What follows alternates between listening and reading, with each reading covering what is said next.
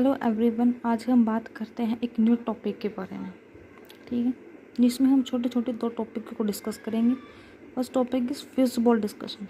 ये feasible discussion क्या होता है? फिजिबल डिस्कशन में क्या होता है कि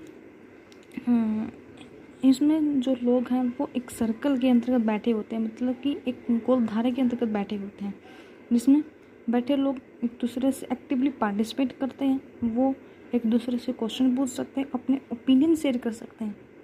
जबकि बाहर जो खड़े लोग होते हैं वो उनके आइडियाज़ को ध्यान से सुनते हैं, समझते हैं। ये होता है हमारा फिजिबल डिस्कशन। ठीक है। सेकंड है cone of experience. Cone of experience किसने दिया था? एडगर डेल ने। उनकी बुक का क्या नाम था? Audio visual method of teaching, जिसमें उन्होंने एक्सपीरियंशियल लर्निंग के बारे में बताया था। एक्सपीरियंशियल लर्निंग क्या होती है? एक्सपीरियंस का मतलब क्या होता है? कोई हम काम करके देखते हैं। ठीक है, एक्सपीरियंस करते हैं, इसको अनुभव करते हैं। अनुभव करने का मतलब उसे हम रियल लाइफ में करते हैं।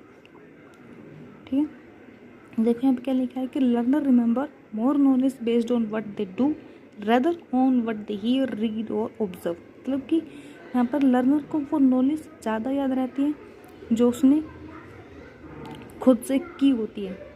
ठीक है, यानी ऐसे कोई भी काम जिसको हम प्रैक्टिकली करते हैं तभी हमें वो याद रहता है।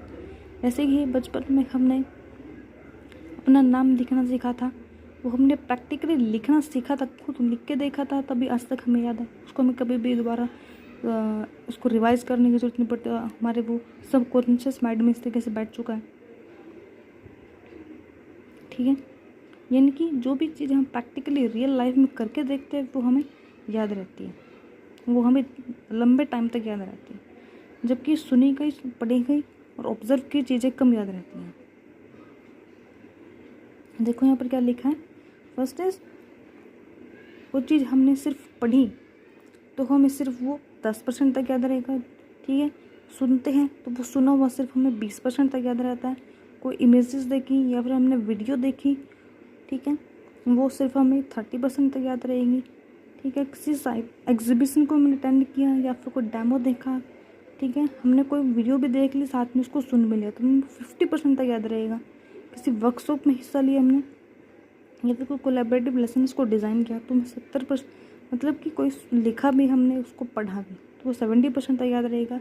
लेकिन उस चीज़ को हमने रियल लाइफ में एक्सपीरियंस कर लिया, करके देख लिया खुद से, तो हमें वो 90% तक याद रहेगी। इसी को लास्ट के जो देखो ऊपर को